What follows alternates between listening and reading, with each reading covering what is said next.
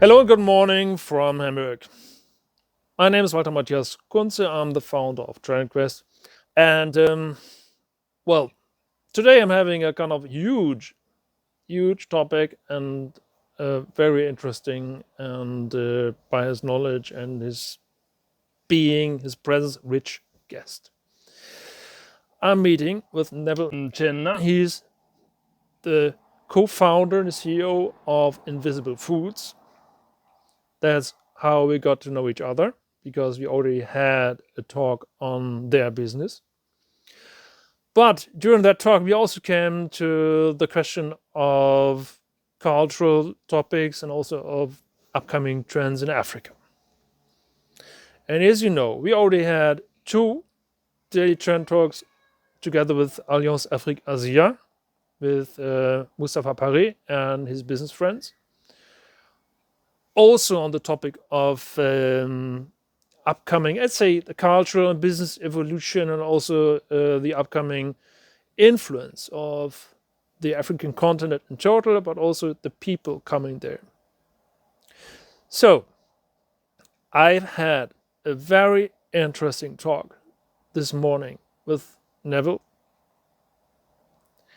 And I don't want to spoil too much, just like let's dive into the talk. Should you have any questions on this, just feel free to contact Neville or contact me also on behalf of your business if you're interested in how to evolve, how to get to know trends, how to be prepared.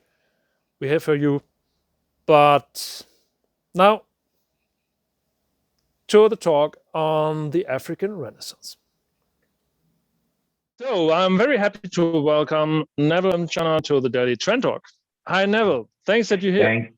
Thank you very much for having me, Matthias. It's great to be here this morning. Well, we're having a kind of, I think, extended topic that we're starting today. So first, I'd like to ask you, before I tell too much about it, who are you? What are you doing? What's your business you're doing? What's your So my name is Neville Mchina. As you have already introduced me, I am Zimbabwean born and raised, and I am the CEO and co-founder of Invisible Foods. And we basically we use technology to help food companies such as farmers and traders to turn their businesses into more circular. So basically use up all of the food that they have in their systems and, upcycle it so that we can make sure that nothing goes to waste, more or less. And so this is what I do. I'm just an impact entrepreneur who also has a real big heart for the African continent.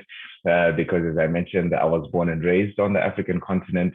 And, so then that always makes me like I'm completely connected to it. It's a bit like I have two hearts, one from exactly two hearts that form the man, basically. That's a great say. I like that. I like that word, two hearts that form the man, but also something. But we already got into this a little bit last time when we had our daily trend talk on Invisible Foods. Yeah. So that's for you who maybe haven't seen out there. You haven't seen maybe the other talk yet.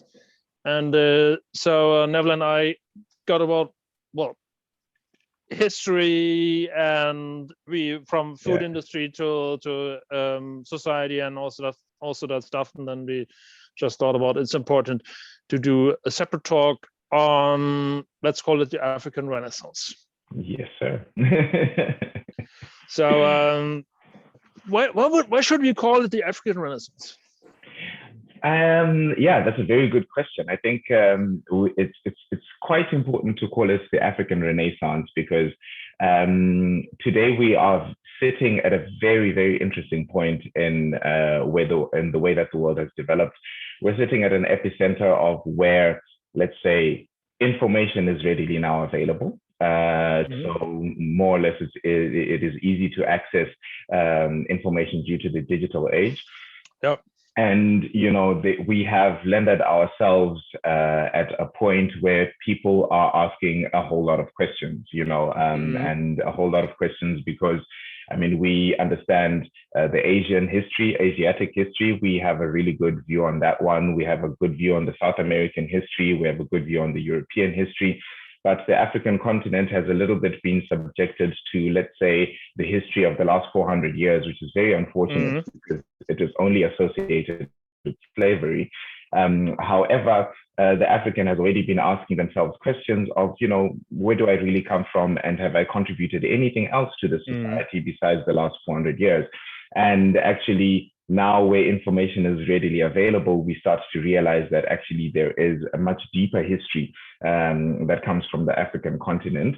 And this deeper history is really important because, like I said, at this point where we are right now, where people are asking questions, I do believe that this history gives us a piece that can allow us to heal as a society, that can allow us to start seeing each other differently, that can also allow the African to have a better self-confidence, because then when you have a better self-confidence, then you are no longer looking to other people and saying, okay, you've been victimizing me. When you have a better self-confidence, then you can feel like, actually, you know what, I am capable. I am the master of my own destiny. And therefore, I believe there we can see the rising of a new Africa that is about to begin. So yeah, I think it's an interesting topic that we're about to get into. The rising of New Africa. Yeah. Yep.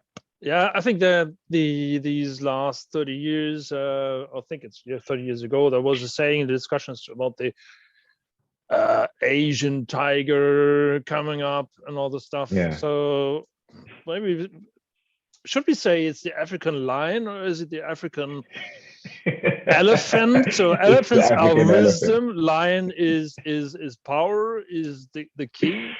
Yeah. So there's something. Yeah, sorry. I would go for the African elephant. Why? Because the elephant might have power, but it does not use power to rule. It uses love to rule. And then this is where there's a huge difference. And I think this is what we also want to do. At the end of the day, one of the mistakes that I believe we have all done in the past and with all of our histories is that we have ruled with power. Actually, at the end of the day, you don't need to rule with power. If you have love, then there is no need to rule with power. You only need to rule with power if you're going to manipulate people, or if you're going to want to, put differences between people or marginalize certain people. But what's really important, and also for the future, because we are talking about healing in a new society, is that we all rule with love and not with power, because power is not the answer. I love it. We are literally, I'd say, we are on the age of healing. Yeah. Yes. This is it. We are really in the age of healing. And as you say, that because it's an age of healing, it's really like mending all the broken relations that were between all the different races. Because once humanity comes together as one, this is where we will really create a new world where we take care of our planet, where we take care of each other, and we can actually develop even further than we've developed up until now. I mean, if we have developed up until now with instruments of hate and with weapons and etc., I mean, imagine what we can do when we have healed and there is love between all communities, man. It would be crazy.